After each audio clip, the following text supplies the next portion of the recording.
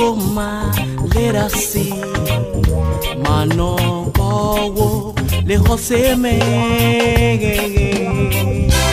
ha Merci douanu de nuola mechone wa bebe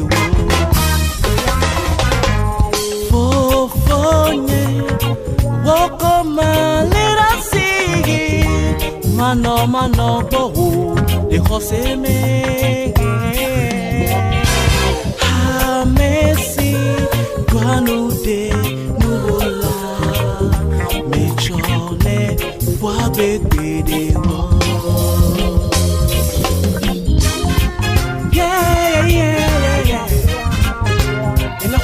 spectacle de l'année. Fofonye, travail à ma go.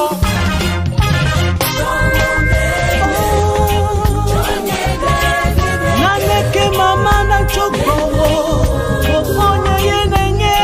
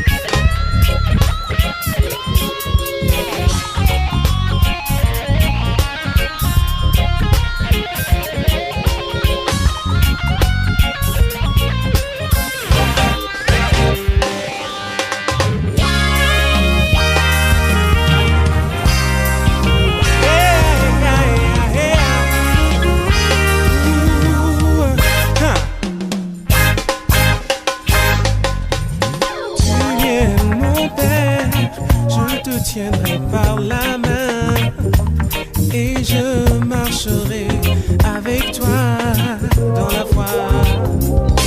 J'ai lu dans ta parole que tous ceux qui s'approchent de toi, tu ne les rejettes jamais, jamais. Je dis, tu es mon papa Yahvé, je te tiendrai par la main et je marcherai avec toi dans la foi. J'ai lu dans ta parole que tous ceux qui s'approchent de toi, tu ne les abandonnes jamais. Oh, oh, oh, oh.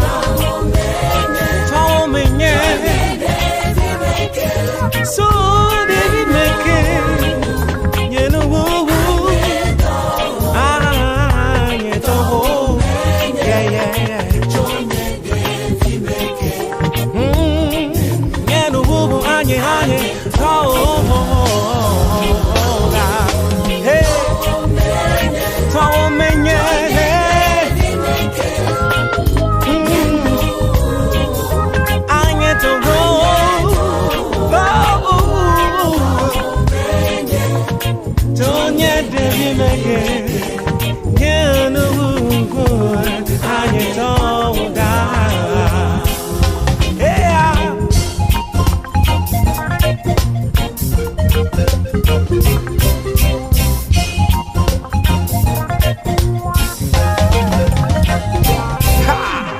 Si tu es vraiment un enfant de Dieu, il faut que tu danses cette mélodie. Mais il dit oh, dit oh. Shalom.